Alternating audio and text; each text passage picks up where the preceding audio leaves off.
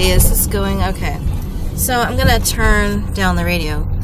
I love this neighborhood. This area, it's one of the historical neighborhoods that's, well, it's not quite east or south. It's by the university.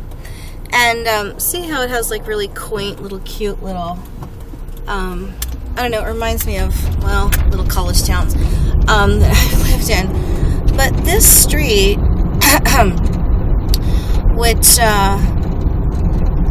while it's a numbered street, it turns into another number, which is about to happen over at this next light I'm going to probably cross soon. This is the street where I talked about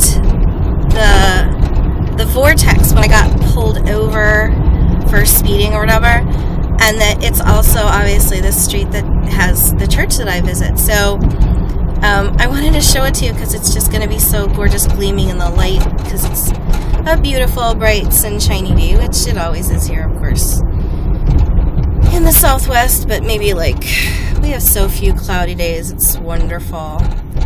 So yeah, I was talking with someone today about warriors and warrior spirits, not like disembodied spirits. I mean, that a person has that as part of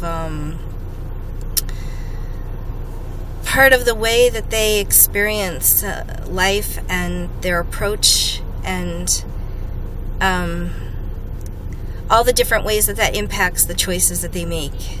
So, I mean, it's easy for me to think of my husband in that way because, you know, of what he does, but there's definitely an aspect to every mother that's a warrior. I mean, you know, Mama Bear will always defend, right? But there's a part of it which I never have identified as myself being that way or whatever, but this other person was saying, yeah, you know, I see that in you. And I would say, well, I don't see that, but, you know, I really appreciate that you do, and I'll try to figure out what you mean by that, because, you know, there are certain causes that I will champion, definitely, but I've never thought of myself, like, as a warrior. But I have heard other people say that, too, just for different activist stuff that I've done, and I have some of that over on my other channel, which you wouldn't even think that a woman going to feed her child would be a form of defiance, but yeah, depending upon the laws. So, which it completely supports breastfeeding here in this state, but yeah, that's a whole other ball of rigmarole. So anyhow, and one of the things that we were talking about as far as, you know, who is a warrior and how do they act and what kind of denotes that in that person has to do with partially the way that, you know, they think of themselves as far as, you know, what they would stand up for and what they wouldn't, and how they would do that, and the ways that they would go about, you know, what they would want to achieve within four people. So one of the things that I was talking about is that for a warrior to truly be able to accomplish anything that they're trying to do, that, you know, they have to have the vulnerability and knowledge to be able to rely on, you know, their fellow warriors that are fighting the same fight with them. And that there are, and I did this when I was younger too, and less, but learning more how not to.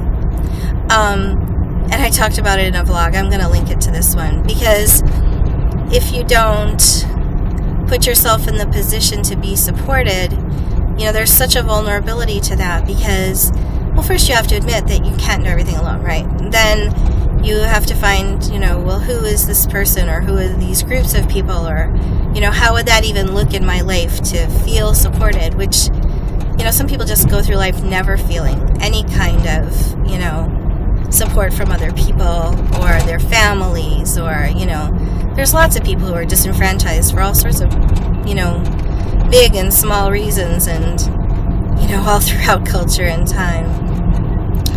So, I was talking about, you know, the more that you're able to work in that tandem in a group, that you're going to be achieving, all of you together,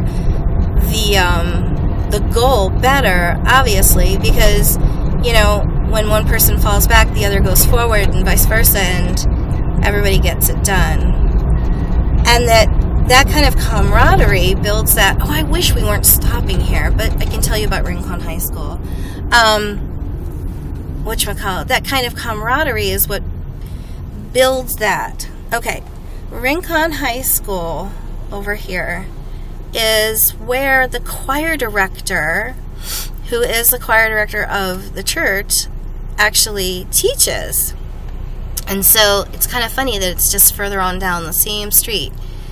Now, we already passed, and I did not point out for you because I usually can't find it coming from this direction, where the Vortex is. And if anybody still really does want me to go down and show you where what I call the Vortex is, I will do that if you request it, either in the comments or privately or whatever.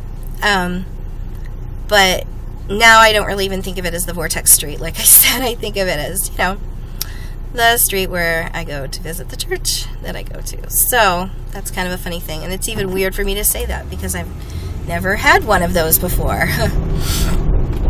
Okay, so, and this isn't one of the historical high schools. Actually, the historical high school is downtown, and I love that one. It's Tucson High, and it's really amazing.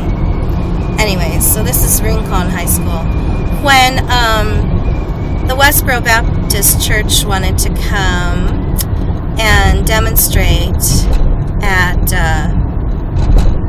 Tucson High, it was because of their liberal policies as far as they saw it. And, oh, I'm going 40, I need to go 30.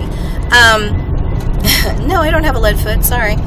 That's how I got stopped earlier, right?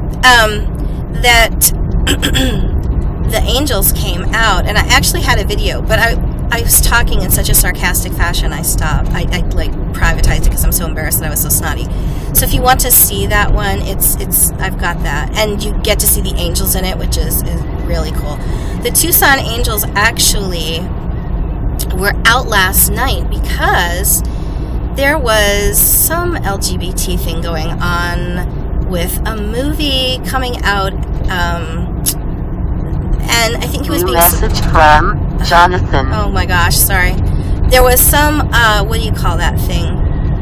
Oh, yeah, at Unitarian Universalist Church, they had a showing of some sort of an LGBT supportive movie, and so there were protesters coming out, and because the protesters were coming out, the angels had to come. And I don't know if you remember this, but I was supposed to be one of the Tucson Angels, and it was this whole weird thing how it ended up that I didn't, but that I'm still, like, I don't know, I'm gonna get to hook up with them sometime to be able to stand. Gotta go, like, get the wood and get the sheets, and everyone's passing me now because I'm actually going the speed limit. So embarrassing. Yeah, go off ahead in front of me. So finally, we're getting close to where the church is that I wanted to show you. And like I said, I watched it being built, and I was so excited because I knew when I saw it, I knew I was going to see those tops.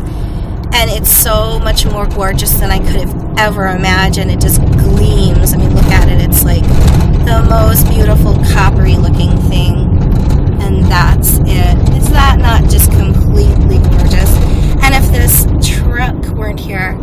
So yeah, that's it. I don't even know if it's picking it up. So yeah, that's the one I go to. Anyways, I hope you liked seeing the church. And I am going to get back to this warrior topic. I still need to talk with my friend a wee bit more, just because I need to sort of synthesize some things in my mind. But if you have any ideas about warriors or warrior spirits, or do you have an idea what I'm talking about, or you think that I'm just totally up myself, let me know. And yeah, I always like to hear from you, and I wish you all bright sunny days. Take care.